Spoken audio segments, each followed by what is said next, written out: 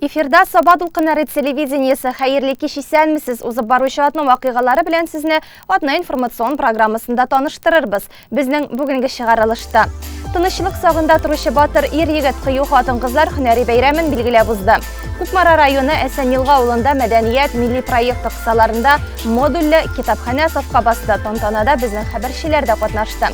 Балалар иҗат үзәгендә акыллылар һәм зирәкләр интеллектуаль яктан көч сынашты. 10 ноябрь Россиядә эчке эшләр органнары хезмәткәрләре көне иде. Халык куркынычсызлыгын, тыныч, рәхәт яшәешен тәэмин итүдә нәкъ менә эчке эшләр органнары хезмәткәрләре иң мөһим урыннарның берсен тота. Җәмгыятьтәге тынычлык беренче чиратта аларның эшчәнлеге белән бәйле.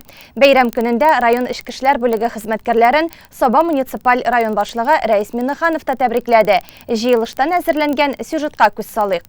Бүгенге көндә район эчке эшләр бүлегендә 65 хезмәткәр бар. Үзе шын намус белән башкаручы батыр ир-ат һәм хатын-кызларны котларга Саба муниципаль районы башлыгы Рәис Миннеханов, Саба район суд рәисе Дамир Сабиров, прокурор Зөфәр Абитов, авыл хуҗалыгы һәм азык-төлек идарәсеннән бүлек җитәкчесе Раиф Харисов килгән иде.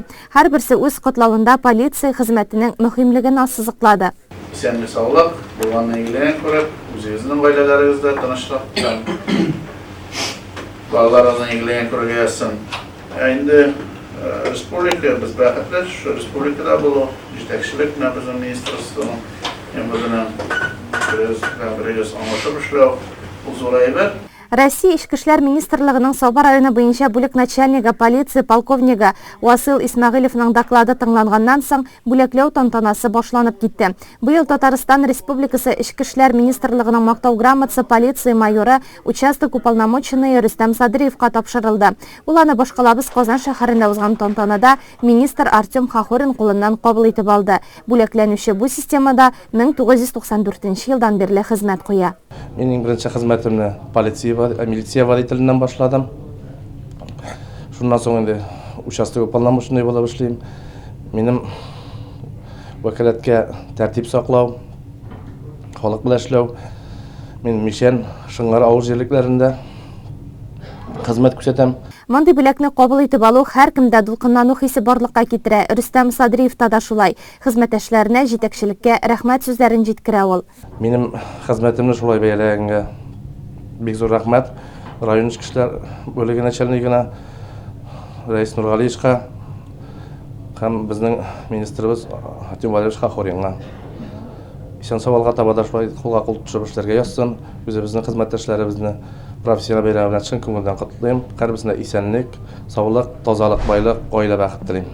Татарстан Республикасының эчке эшләр министрлыгында фидакар хезмәт иткән өчен полиция капитаны Илнар Нигъмәтҗанов өлкән лейтенант Әдилә Гаязовага күкрәк билгесе тапшырылды. Эчке эшләр министрлыгы буйрыгы белән полициянең өлкән сержанты Илназ Муталаповка рәхмәт сүзләре җиткерелде. Яхшы хезмәт өчен беренче дәрәҗәдәге медаль полиция капитаны Самат Хабибуллинга һәм прапорщик Ленар Маликовка тапшырылды. Шундый ук медальнең икенче дәрәҗәдәгесе полиция майоры Дамир Гарипов, полиция капитаны Гөлгенә Гаянова, Илнур Насыбуллин, лейтенант Рәнис Шауалиев күкрәгенә тагылды. Өченче дәрәҗәдәге медальгә полиция капитаннары Гөлсинә Сабирова, Руслан Закиров, майор Раил Гәрәев лайык булды. Айрым кешеләргә Россия полициясына 300 ел истәлек медале һәм күкрәк билгеләре тапшырылды. Тантанада элемтәче вазифаларын башкаручы Раушан Вахитовка кеше лейтенант исеме бирелде.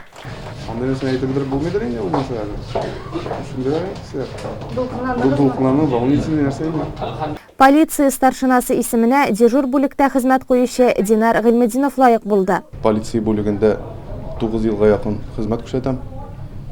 Бүген безнең бәйрәм көн буларак миңа старшина званиесе бирәләр. Мин аның өчен үзебезнең начальствога дип әйтергә кирәк инде. Бик зур рәхмәтлемен. Алга таба да шулай эшләргә язсын. Нинди хисләр кичерәсез бүген? Нинди хисләр дип шатлыклы хисләр инде. Эчке эшләр бүлегендә озак еллар намуслы хезмәт куйганы өчен полиция подполковнигы Булат Сабиров Саба муниципаль районы башлыгының мактау грамотасына полиция майоры Айнур Гафиятуллин рәхмәт хатына лайык булды. Балык булмаган балалар белән эшләү инспекторы Алина Романованы прокурор Зөфәр Абитов рәхмәт хаты белән бүләкләде. Алар ялда бәйрәм көннәрендә дә хезмәттә, җәмәгать эшләрендә катнашалар, спортта, төрле конкурсларда да сынатмыйлар. Шушы биеклекне югалтмый, намус белән эшләргә дигән максат белән яшиләр. Агымдагы 2019 елда республикабызда 12 милли проект тормышка ашырыла башлады. Мәгариф, мәдәният, сәламәтлек саклау, демография, экология, имин һәм сыйфатлы юллар юнәлешләре буенча аеручада киң колачлы эшләр башкарыла. Шушы көннәрдә Кукмара районы Әсәнйылга авылында мәдәният милли проекты кысаларында модульле китапханә сафка басты. Аны ачу тантанасында безнең иҗат төркеме дә катнашты. Раилә Галявина хәбәре. Кукмара районы Пычак авыл җирлегенә 3 авыл керә. Әсәнйылга, Пычак, Арпаяз авыллары. Аларда барлыгы 744 кеше гомер итә. Җирлекнең Әсәнйылга авылында урнашкан китапханәсе милли проект нигезендә 5 миллион сум күләмендә федераль грантка ия була. Шушы финанс ярдәмнәр белән ул танымаслык итеп яңартыла һәм биредә китап укучыга бик күп яңа мөмкинлекләр тудырыла. Китапханә мәдәният йорты белән бер бинада урнашкан. 1982 елда куллануга тапшырылган бина үзе дә быел капиталь ремонт программасында катнаша. Менә бу проект буенча шушы библиотекаларның яңа национальный проект культура дип чыккач, без инде карап чыктык. Менә интернет челтәрләреннән нинди программалар бар, министрлыклардан белешеп, һәм инде һәрбер безнең оешманың тармакның җитәкчесе, һәрбер тармакның җитәкчесе үзе шушы үзенең заявкасын формировать итеп, шушы заявкаларны бирделәр. Инде менә республика күләм Кукмараныкы уңайрак дип яхшы әзерләнгән дип билгеләп алды инде культура министрлыгы. Рәхмәт менә безнең культура министрлыгына, алар безгә ярдәм итеп, каядыр килеп җитмәгән урыннарын китереп җиткереп рәтләп бетереп, һәм инде шушы документларны Мәскәүгә биргәч, Мәскәүдән инде менә республикада 2 җиңүче билгеләнде. Аның берсе Кукмара районы, менә шушы безнең мәдәният йортына туры килде. Инде без моның өчен бик шатбыз. Менә үзебездән бүген карап үттек. Монда бу элеккеге библиотекалар гына түгел, монда бөтен мөмкинлекләр тудырылган. Монда өлкәнгә дәгән, балалар өчен дәгән, яшьләр өчен дәгән бөтен мөмкинлекләр дәгән бар.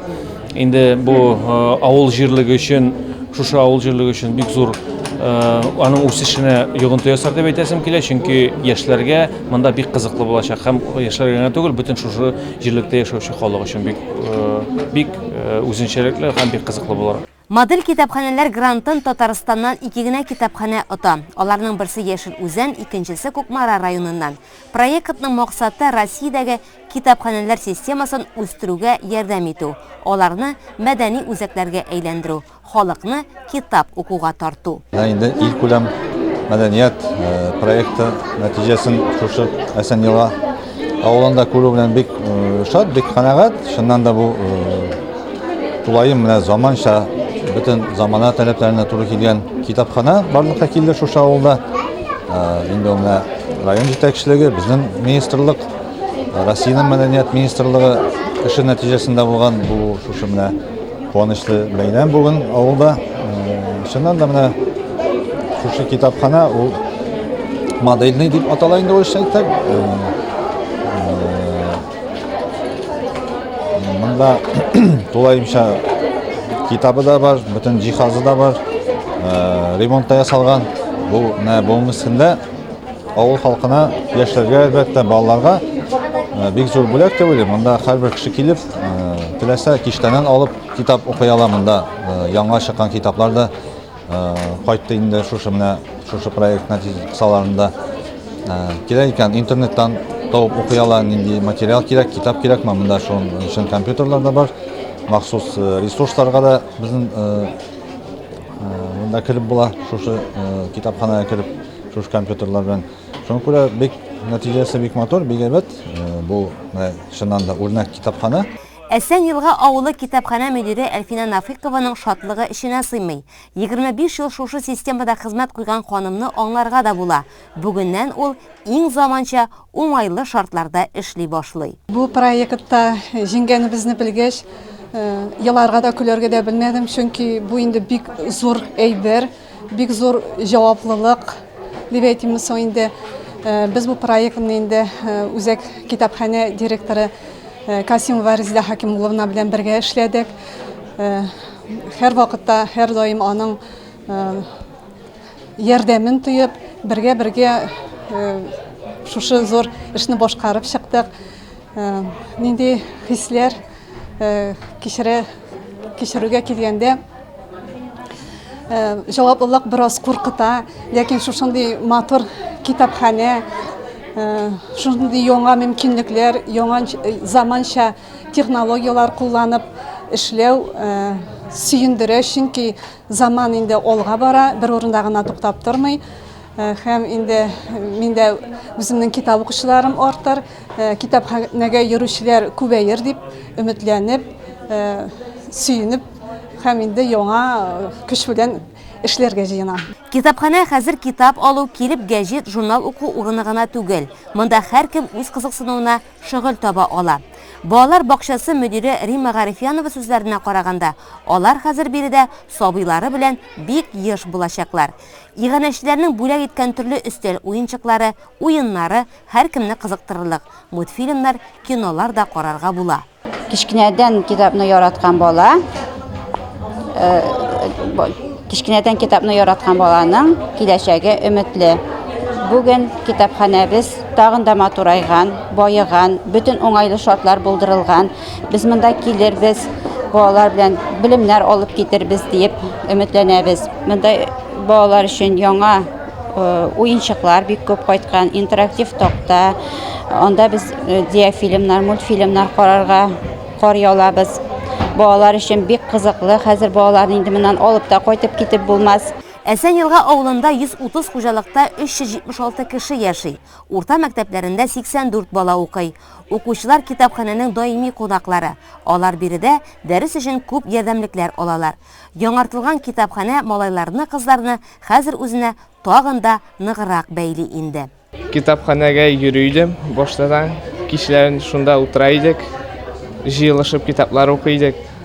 Хәзер китапханә яңаргач яктырып киткән. Элек яңа китаплар кайткан, кызыграк инде. Электән нәмле компьютерларда эшләү, нинди мәгълүмат алу мөмкинлеге бар идеме? Элек бер компьютер бар иде. Шунда утыра идек, җыелышып бөтенебез бергә. Шул компьютер янында төрле эшләр эшлидек, документ эшлисе булса, шул документка төшеп эшлидек. Интернет хәзер менә яңарган, төрле әйберләр чыккан, 3D форматта эшли торган, бик яхшы. Бу дәрес өчен файдалы әйберләр. Дәрес өчен файдалы. Без информатика дәресенә өйрәткән әйберләрне шушында кулланабыз инде. Эшләргә. Сез авыл яшьләре китапханәгә Йөрибез, йөришәбез дигән. Муниципаль китапханәләрне модернизацияләү федераль программасы кысаларында алдагы 5 елда 100ләп китапханә модернизацияләнергә тиеш. Мин Татарстаннан күбрәк китапханәләрне үткәрү ягында безнең китапханәләрнең базасы дәрәҗәсе югары ди Татарстан Республикасы Милли китапханә директоры урынбасары Ирек Хадиев. Менә быелдан башлап Россия күләмендә мәдәният дигән ил күләм проект гамәлгә ашырыла башлады. Һәм аның бер өлеше буларак бөтен Россия күләмендә модель китапханәләр ачылу каралган. 6 елга исәпләнгән бу проектта барлыгы 660 модель китапханә ачылырга тиеш. Ел сайын 100 модель китапханә. Менә шушындый матур җиһазланышны тәэмин итү мөмкинлеген булдыра. Җиһазланыш кына түгел, монда күп төрле өстенлекләр, күп төрле дип әйтгәндә менә мөмкинлекләр тудырыла.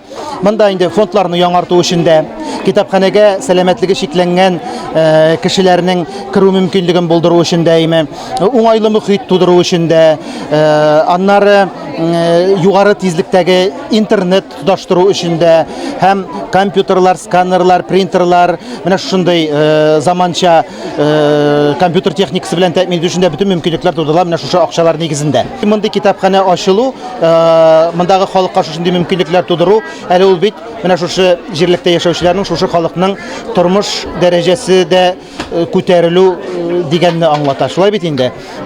Гел бит ничек дип әйтгәндә бал туара сорау, бакча эшләре белән, төзелеш мәшәкатьләре белән һәм башка шундый авыл җиренә хас булган мәшәкатьләр белән генә тормышны алып барып булмый. Кешенең бит рухи ихтыяҗлары да бар. Ул матур итеп ял итә белергә тиеш, китап та укырга тиеш. Шулай ук ул тиешле кинофильмнарында карарга тиеш, компьютердан да файдалана белергә тиеш. Шулай ук авылда яшәүче халыкның балалары да күңелле иттереп, матур иттереп вакытын уздыра белергә тиеш. Шулай ук белемнәрен кичкенә вакыттан бирле инде тиешле белем, телләр өйрәнү, үзенең туган теленне саклау, онытмау, шулай ук башка телләрне өйрәнүдән дә тәэмин итәргә тиеш. Шуңа күрә менә бу китапханәләрнең бүгенге көндә булуы бик кирәк, ихтыяҗ моңа бик зур. Бу яхшы проект һәм аның алга таба уңышлы дәвам итүен телибез инде. Татарстанның әлбәттә тагын да активрак катнашып һәм безнең республикада мондый модель китапханәләрнең күбрәк булуын әлбәттә телибез.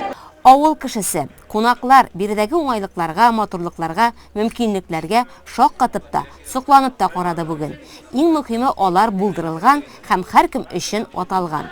Мәдәният йортына килүчеләрне өйләренә куып та кайтарып булмастыр кебек. Әсән елгалылар һәр төрле чараларда үзләре дә актив катнашалар. Аларга концертлар белән артистлар да күп килә. Хәзер тагын да яшайрлар. Яңартылган сәхнә, тамашачы залы бүген дә гөрләп торды. Минем туган авылым өчен бүген бик тә шатлыклы вакыйга, бу инде күптән көтелгән вакыйга. Капиталь ремонттан соң безнең инде мәдәният йорты ачылды. Әлбәттә инде мәдәният йорты булган авыл, мәктәбе булган авыл, инде татар авылы булса, мәчете булган авыл, аның киләчәге бар. Шуннан да менә минем өчен ул иң матур авыл, җир йөзендә әлбәттә ул минем туган авыл. Авылыбыз бик тә төзек, авылыбызның халкы бик тә тырыш. Инде балалар бакчасы гөрләп эшләп тора, мәдәният йорты эшләп тора, кибетләре бар. Халыкка яшәр өчен, тормыш итәр өчен барлык мөмкинлекләр дә тудырылган. 5 вакыт азан әйтелә, Аллага шөкер, авылыбызда асфальт юл кергән, тәмле сулы чишмәләре челтерәп ага, балалар мәйданчыгы эшләп тора, футбол мәйданчыгы, хоккей мәйданчыгы кыш көне эшли. Шуңа күрә без авылыбызны бик тә яратабыз. Инде авылыбыз халкы тырыш, бердәм, бик тә кунакчы. Алга таба мин өметләнәм, уйлыйм, авылыбызның киләчәге булыр диеп. Һәм инде шушындый шатлыклы мизгелләр әле безнең тагын да алдагы елларда да булыр дигән өметтә каласы килә. Менә китапхана ачылган бит инде. Үзегез элек нинди китапханәгә йөридегез? Кызыгып чыктыгызмы бүген бу китапхананы күреп? Шуннан да менә ремонттан соң китапхана танымаслык булып үзгәргән. Без инде мәктәптә укыганда, балалар бакчасына йөргәндә, аннан соң инде югары уку йортында белем алганда да шушы китапханәгә йөрдек, китаплар алырга. Без инде бәләкәй вакытта Гадәния апа китапханәче иде. Аннан соң Әлфинә апа килде. Аларның инде безгә карата мөнәсәбәтләре, һәрбер укыган китап турында без инде фикер алыша идек, аның эчтәлеген сөйли идек. Чын мәгънәсендә китап укыган кешенең аның тел байлыгы да башкача, аның дөньяга фикере дә башкача, аның күңеле дә башкача матур була. Шуңа күрә нәрсә генә дисәләр дә, компьютер заманында дисәләр дә, китап барыбер инде ул гомер буе кешенең киңәшчесе дә булып, сердәшчесе дә булып, якын дусты да булып кала һәм әлбәттә калачак. Халык хәзерге заманда китап укымый, мәгълүматны интернеттан ала дип лаф ырган заманда хөкүмәт менә шундый программалар булдырып, китапханәләрне байыта. Китап белем шишмәсе дигән мәкалебез дә бер кайчан актуальлеген югалтмый. Гыйлемле яңа буын тәрбияләүдә китапханәләрнең роле һичшиксез зур. Саба яшьләре районыбыз иҗтимагый тормышында бик актив катнаша. Төрле өлкәләрдә үзләренә тапшырылган бурычны үтәү белән бер рәттән алар кызыклы интеллектуаль уеннарда да көч сынаша. Гөлназ Гатауллина әзерләгән сюжетны карыйк. Балалар иҗат үзәгенең актлар залында үткән Битва умов акыллылар көрәше бәйгесе бу юлы мәктәп укучыларын түгел, районыбыз хезмәт коллективларында эшләүче актив яшьләрен җыйды. 18 яшьтән 35 яшькә кадәр булган егет-кызлар күбесе инде гаиләлеләр. Алар үзләрен логик фикерләүне таләп итүче интеллектуаль уенда сынады.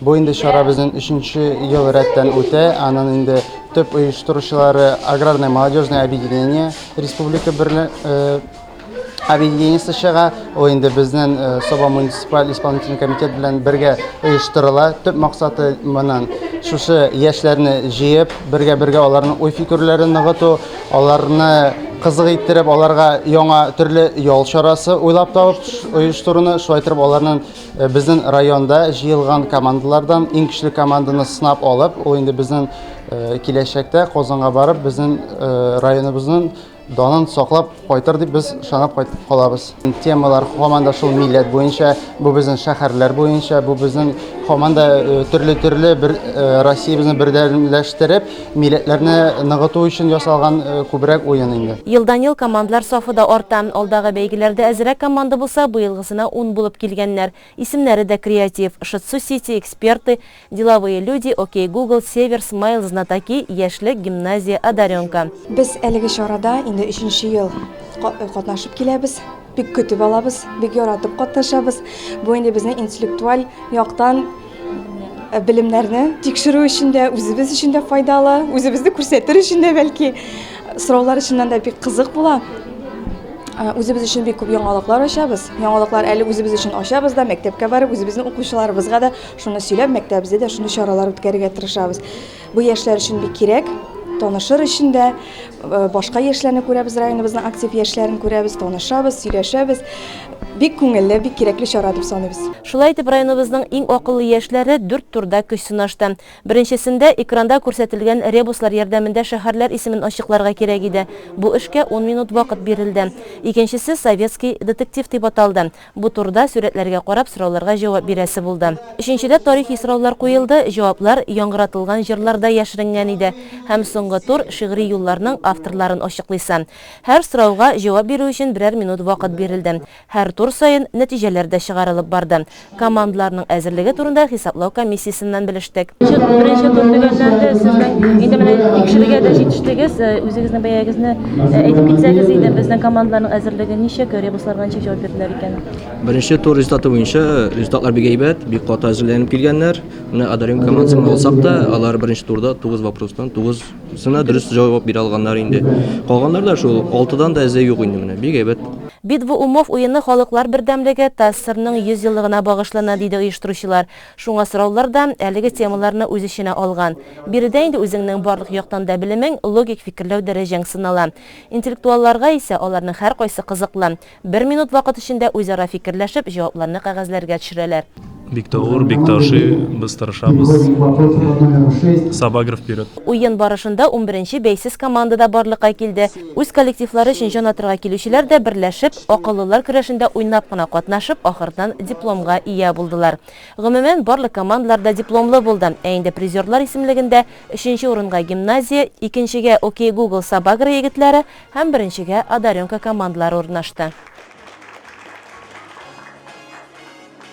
14 ноябрь көнне Саба район мәдәният йортында агросәнәгать комплексы профсоюзларының 100 еллыгына багышланган кичә булды. Районның авыл хуҗалыгы тармагындагы профсоюз активистлары эшчәнлегенә йомгак ясалды. Бу хакта тулырак Гөлшат Галиакбарова сөйләр. Азык-төлек җитештерүчеләренең беренче бөтен Россия съезды 1919 елның гыйнварында узды. Ул вакытта анда 53 берлектән 136 делегат, 100 мең эшче азык-төлек җитештерүче бар иде. Ил масштабында батраклар һәм авыл хуҗалыгы эшчеләренең һөнәри берләшмәсенә 1919 елның июнендә гамәлгә кую съездында нигез салына. Бүген Россия Федерациясы АПК хезмәткәрләре профсоюзы Россия Федерациясының 77 субъектында 1 миллионга якын кешене берләштерә. Аларның яртысыннан артыгы авыл хуҗалыгы оешмаларында һәм эшкәртү предприятиеләрендә эшли. Татарстан Республикасы агросәнәгать комплексы хезмәткәрләре профсоюзында 50 меңнән артык кеше булса, Саба районында 2 меңнән артык кеше әгъза булып тора. Бәйрәмнең шу тантанасында Татарстан Республикасы агросәнәгать комплексы хезмәткәрләре профсоюзының республика комитеты рәисе Фәрида Гарифуллина, Саба районы башкарма комитет җитәкчесе урынбасары, аппарат җитәкчесе Марат Кәримов катнаштылар. Профсоюз 100 ел эшли, тәләпләр шул ук: 8 сәгатьлек эш көне, легаль эш белән тәэмин итү, хезмәт хакын вакытында түләү, хезмәт куркынычсызлыгы. Без сезне якларга һәрвакыт әзер ди Татарстан Республикасы агросәнәгать комплексы хезмәткәрләре профсоюзының республика комитеты рәисе Фәрида Гарифуллина. Профсоюзларның бүген көндә төп максаты һәм бурычы хезмәт кешесенә тиешле дәрәҗәдә лаеклы хезмәт хакы тәэмин итү, тиешле нәтиҗәле эш өчен тиешле хезмәт шартлары булдыру. Шушы юнәлештә безнең республика профсоюзлары, шул исәптән безнең агросәнәгать профсоюзы күп кенә эш алып бара. Бүген көндә безнең республикада минималь хезмәт хакы 12 мең. 2000 елга инде минималь хезмәт хакын без 14 меңгә күтәрү өстендә эшләдек һәм имзалау алдында тора. Шушы килешү нигезендә бюджет оешмаларына кагылмаган башка җәмгыятьләр, оешмалар дәшләүчеләр минималь хезмәт хакын 14 меңнән дә ким алмаска тиеш булалар. Тагын бер әйберне әйтеп үтәргә кирәк. Хезмәт хакының төп өлеше 70%-тан да ким булырга тиеш түгел. Бу нәрсә дигән сүз? 70% хезмәт хакы бу инде өлеш гарантированный булырга тиеш, калганнары премия, өстәмә түләүләр һәм башкалар булырга тиеш.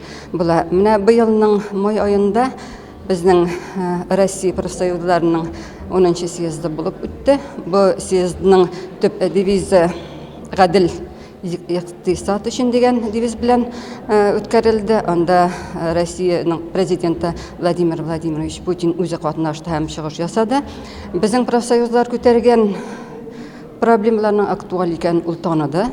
Һәм шушы юнәлештә эшләү өчен хөкүмәт, эш бирүчеләр, профсоюзлар арасындагы бердәмлекне активлаштыру, җанландыру өчен бурыч итеп куйды һәм шушы мөрәҗәгать белән ул Россиянең хөкүмәтенә дә элан белән чыкты.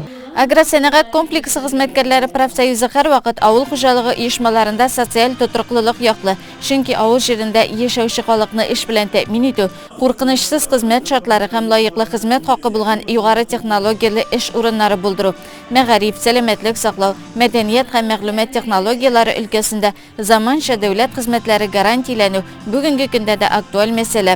Саба районының профсоюз лидерлары үзләренә йөкләнгән вазифаны намус белән башкаралар.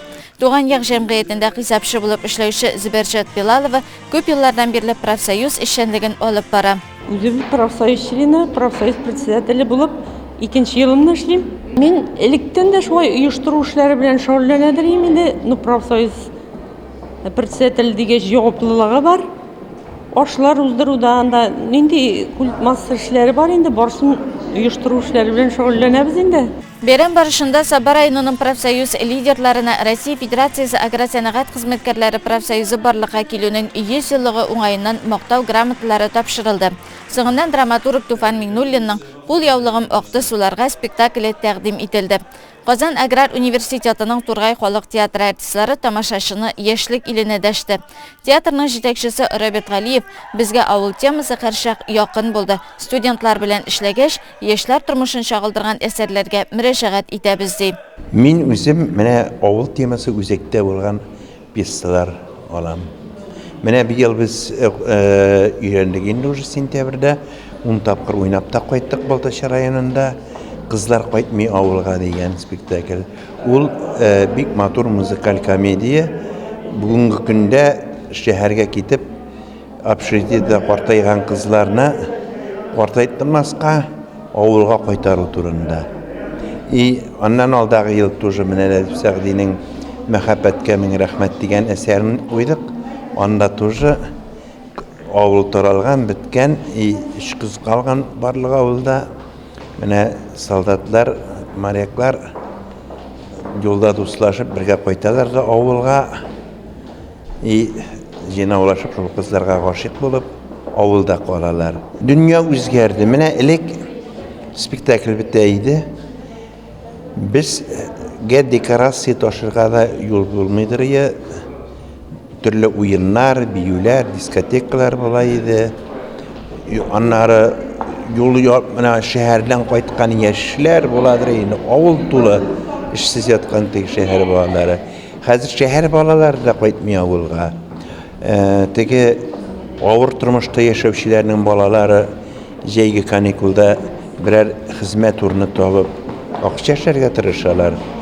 Инде зур түрәләрнең балалары әлбәттә чит илдә ял итәләр инде җәй буена. Менә яшьләргә теге тонна грим салап, сакал мыек тагып, аларны картайтып күрсәтеп булмый, барыбер ышандырмый ул. Яшьләр күбрәк яшьләр темасы булган, яшьләрне уйный торган спектакльләр. Минем политика ничек? Халык иң беренче кергәч синең декорацияңа карый. Декорациясы матур.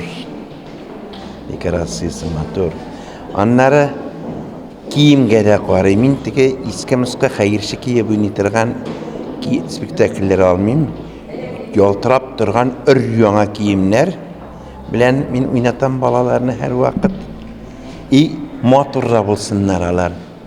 Çünkü kübrek yigitler oynaytırgan spektakl alam. Bugünkü günde tomaşa zalına qarasam, onun 95% xotin qizlar. Xotin qizlarga qarab o'tirmay, ularga yigitlarga qarab o'tirishga kerak durusini aytganda. Xizmat kishisiне һәрвакыт хөрмәт булырга тиеш. Шул хөрмәтне кайгыртуны иң беренче чиратта профсоюзлар гамәлгә ашыра. Бу оешманың кирәклеген заман үзе дә исбатлады. Узган атнада Саба дулкыннары телерадио компаниясында Бәллүр каләм иясе журналист Асия Юнысова белән очрашу булыбызда. Ул безнең яраткан шагыйрәбез дә. Туры эфирда ишен күңелдән аралашу, радио тыңлаучыларның соравына җавап бирү бу очрашуны истә калырлык итте. Теманы Диләрә Җаббарова дәвам итә.